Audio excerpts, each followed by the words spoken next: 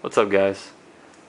I have been thinking about, a few things. I watch people's survival kits and first aid kits and bug out bags and stuff like that. And if I find a piece of gear that I think would help improve, somebody's system, whether it be a first aid kit or a bug out bag or an emergency kit or whatever, I want to spread it and share it with everybody so they know that it's available to them. And the first thing that I noticed that people carry in a first aid kit typically, or an emergency kit, is some type of airway protection. I'm talking respiratory protection for the person giving first aid, aiding the patient. I don't remember which pocket, or even if I have them anymore. I used to keep some N95. I guess I don't have them anymore. Anyways, I used to keep some N95 masks in my first aid kit, and they are, very helpful for PPE, personal protective equipment, from people you're unfamiliar with. If you're helping a patient who's coughing or vomiting or spitting up, if you as you're trying to take care of them, you want to keep those particulates from getting into your mouth or airway or ingesting anything like that. And you see a lot of people in hospitals wearing those green N95 masks.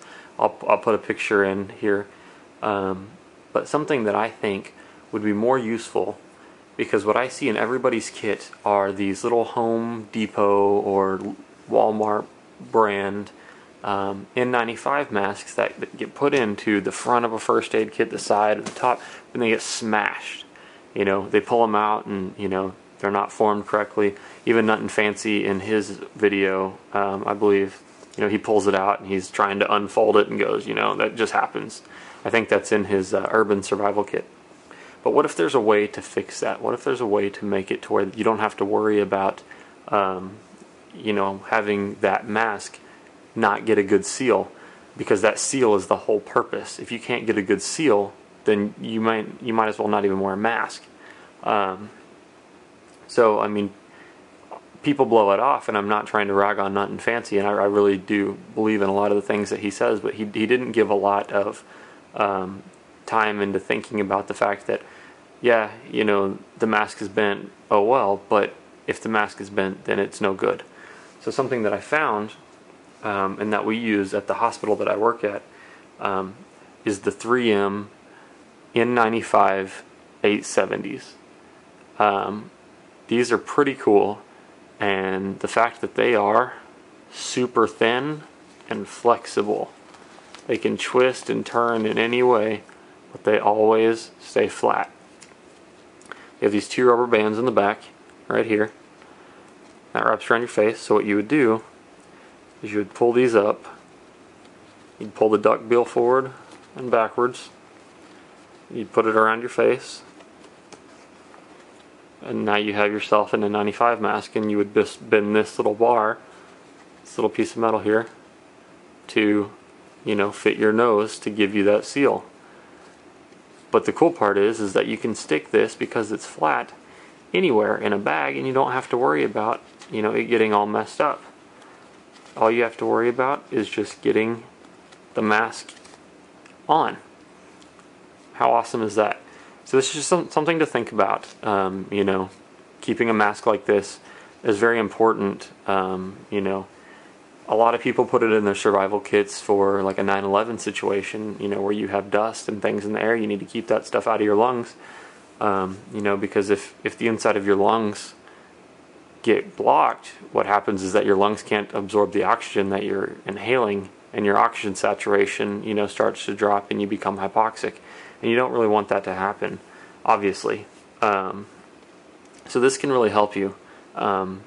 Now, this isn't going to filter out everything under the sun, like biological agents and things like that, but for the majority of things that people would need a mask for, this will do it, especially with it being an N95 rating. This is what we use in hospitals and things like that. So it does a great job. It's very thin, very compact, very easy to find a place to stick. You can stick that anywhere in the bag, on the top, in the front, on the side. You don't have to worry about it getting bent or anything because it'll just fold back to where the way it's supposed to be. So just something you should think about. Once again, it's the 3M 870 N95. There's the item number if you're looking for it. I think you can buy 10 of these for $10 or something online. So just check it out, just something to think about. The next thing that I noticed that not many people have are a way to splint somebody. I think I laugh because I look at people's first aid kit videos and they have sutures and they have super glue and they have OPAs and they have all this stuff, but they forget about the most basic of first aid, a splint. Oh, I can build it out of sticks. Oh, I can do this. Cardboard, this, that. Yeah, okay, awesome. But what if you don't have any of those things around you and you're having to deal with what's in your kit? That's something that you need to think about is, an orthopedic injury, some type of bone injury or sprain or tear or something like that is going to be something that I think is going to be more common than having to do CPR. Or having somebody have a heart attack or a stroke or something like that. I think tripping on a curb and spraining your ankles or dislocating your ankle or your wrist or your elbow or your shoulder or something like that that requires a splint is going to be more common. So I think it's funny that nobody carries a splint in their first aid kit. So one of my favorite splints, which even the military uses, is going to be the SAM splint. This is a fantastic splint. It's very thin. It's very lightweight. I don't know the exact dimensions for it, but I know it unfolds. You can see it's got multiple layers there to 36 inches. Okay, so it becomes pretty long, and it even on the front has how to make different splints. You have an ankle stirrup, which goes around on each side to keep the ankle from moving from side to side. You got a sugar tong. You can do a short arm posterior, a long arm posterior, short leg, long leg. You really can't do something like a thumb spica, which is where you actually would wrap a splint around the thumb to keep your wrist from moving and to keep your thumb immobilized. But you can do a cock up or anything like that with this thing. They're very cheap. I think you can get them. Don't hold me to this, but I think you can buy them from cheaper than dirt. I think it's like 2 of these for $10 or something. Even if they're $10 a piece, it's still a vital piece of equipment that I think a lot of people forget about. And the cool part is it's basically just a thin piece of metal covered in a thin foam. So it's very comfortable for the user. It's very long, so you can use it for your leg or an arm. You don't really have to know how to do it because it kind of tells you here, but you can also print off the web, which what I would recommend is if you don't know how to do splinting, is to print off a small page of how to do certain splints and tape it to it. That way you know what to do, and then maybe toss in an ace wrap or 2 into your first aid kit. Like in this first aid kit, I think it's this side, I incorporate a couple of ace wrap bandages. Normally I keep 2-3 inches, but I think I used one of them. Yeah, so I keep a couple of ace wraps in here for that particular reason, because at our hospital, we see more injuries for orthopedic style injuries than we do for most other ones. We see gaping wounds. Like today we had a guy who decided to jump off his boat. He just happened to jump on the propeller and it basically cut his foot off. I wouldn't say his entire foot, but it's starting from, the 4th metatarsal, on the right foot all the way over was basically hanging on. His 5th digit on his right foot was basically missing. We spent 3.5 hours sewing his toes back together.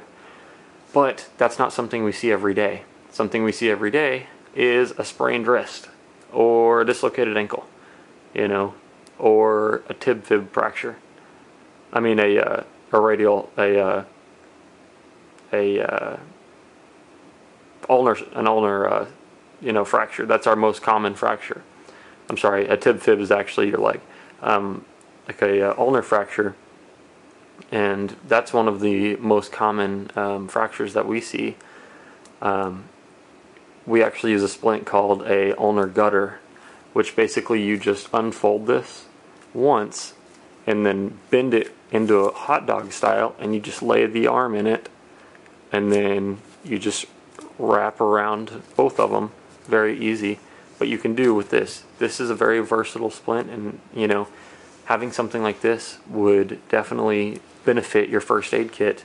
And I think people should pay more attention to the fact that this is something they're going to come across more often than a lot of the other stuff that you find in a first aid kit. Now, I keep a lot of things in this first aid kit that would help for other things, but I will always have a SAM splint with me, and I keep it right here on the back of this bag. By the way, guys, I don't know what this bag is. I know that's going to be everybody's next question. It's just some off-brand that I found. And I keep it right next to a ground tarp. And I keep it just like that in the back of my car. So I didn't mean to go on a rant there, guys, and I apologize if I did. But, I get frustrated that people get so worried about the big stuff in a first aid kit that they forget about the little stuff like a splint. Now, yes, you can take a piece of cardboard and fold it up. Fold it to where it has 3 sides, and then do your thing. But that's only so good for certain injuries. That's only good for an ulnar gutter, or maybe a lower leg or a short leg posterior type of injury. But having a SAM splint, with it being as long and as flexible as it is, you can basically bend it to do whatever you need it to. So that's something that I think everybody should look into, and I'll toss a link in the